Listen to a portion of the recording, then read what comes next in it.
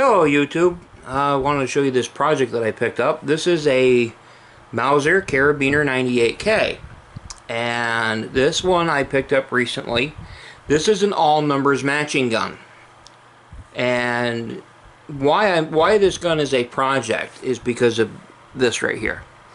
That is a duffel cut. Now if you've never heard of a duffel cut, that is where during World War II and World War I, whenever somebody would bring one of these guns home, they would take it apart, and they would usually cut the stock right around the barrel band, which is where this is, to get it in the GI's duffel bag so that they could sneak it home. And that's exactly what that was done with this. Now, why would I worry about this gun with this stock?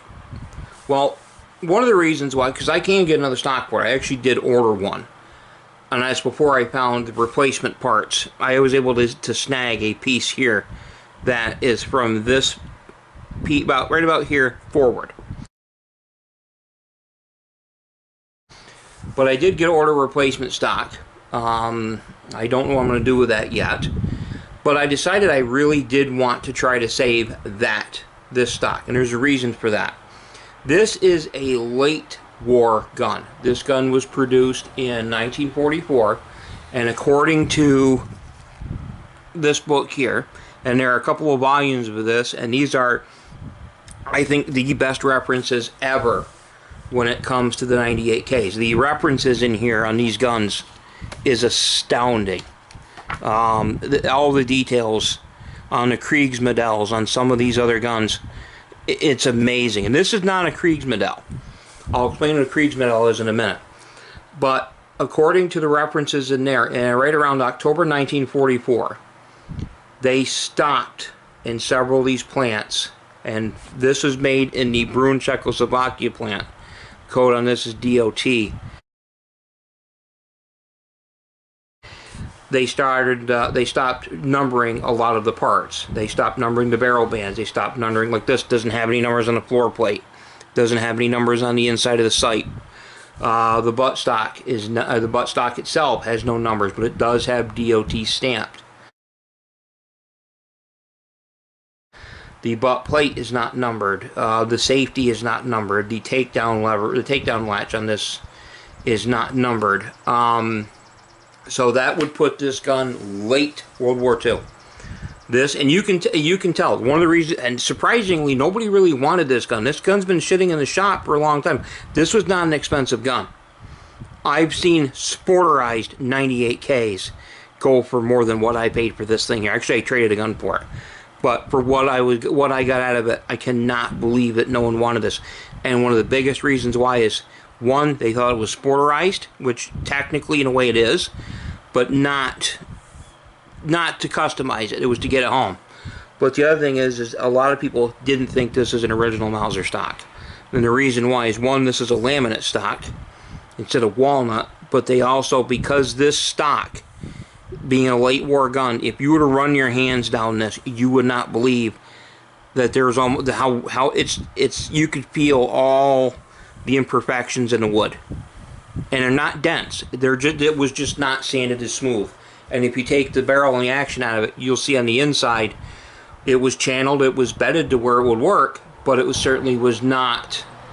It was not the quality of the early war guns by any means. Now, nothing wrong with this gun. The action works perfectly, and it has an outstanding bore. The bore on this gun, the rifling on this gun, is perfect. It really is one of the nicest I've ever seen. But you have to wonder, when they were churning these guns out, again, this is the end of the war, you know, October 1944, the war was pretty much over for Germany. They were just shoving these things out the door. And if you were to run your hands along the top of the barrel here, you can actually feel some of the machine marks on the outside. It's not 100% smooth. Again, they were just shoving these out the door. You can see from the quality of the bluing that it's more almost of a Parkerized. And all the markings are here.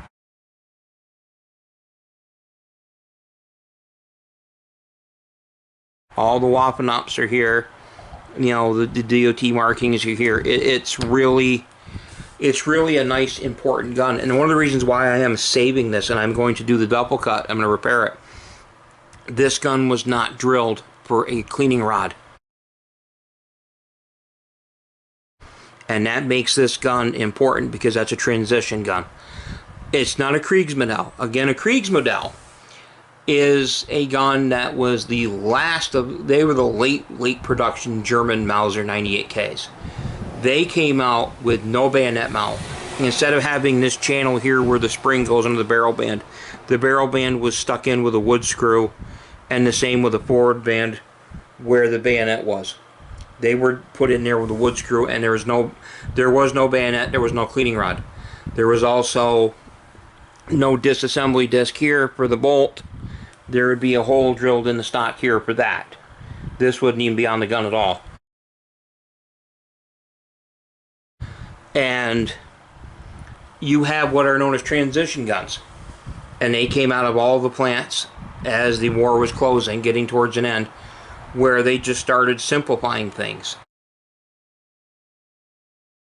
And this gun, by not having a bayonet lug, or it probably had a bayonet lug because it had the channel, but they just didn't bother drilling a cleaning rod hole. So that's important. So that's why I'm going to try to save this stock. And how I'm going to do that, and I've been really studying up on how to do duffel cuts. Again, I have a piece of wood coming that's cut from here to here, what's left of a stock. I am going to cut this as close to here as I can get it. And the reason why is I want this channel for this spring to be intact.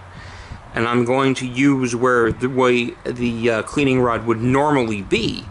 And I'm going to drill. I'm going to try to do as much of this where I can show it as possible when I start doing this. It'll be a while. I've got the rest of the parts coming. Then I got to order the acro glass and everything else I need. I am going to drill a hole here where the cleaning rod would normally be, and I'm going to put a metal rod in here, you know, so that it'll hold this in place along with acro glass. And I'm probably going to use a couple of either a single hanger rod or a dowel rod here to try to hold it so that it's stable. It's not going to be twisting back and forth.